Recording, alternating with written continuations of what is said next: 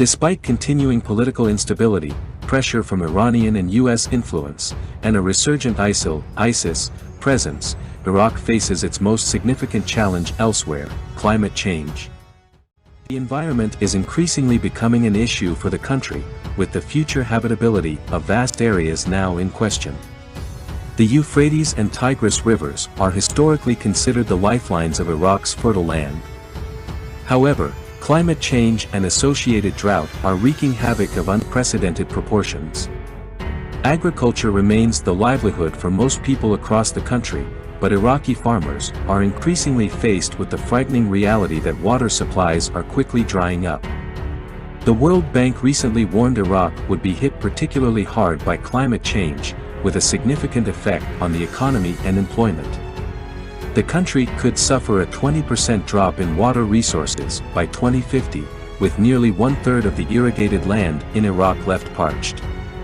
Without action, water constraints will lead to large losses across multiple sectors of the economy and come to affect more and more vulnerable people, said the World Bank's Saroj Kumar Jha. George Zidis, Associate Research Scientist on Climate Change Impacts at the Cyprus Institute, said over the last 40 years Iraq and surrounding areas have witnessed accelerated warming of about 0.4 degrees Celsius, 0.7 degrees Fahrenheit, per decade. These regional warming rates are greater than the global ones, Zidis told Al Jazeera. The country has also experienced more frequent and extreme heat waves. Particularly in the last decade, several temperature records have broken. Hydrological and agricultural droughts are affecting several activities, including agriculture and food production. He noted Iraq and the broader Middle East region are considered the most prominent climate change hotspots in the world with limited resources for adaptation. Aid groups have warned more than 12 million people in Iraq and Syria were losing access to water, food, and electricity because of rising temperatures and record low rainfall.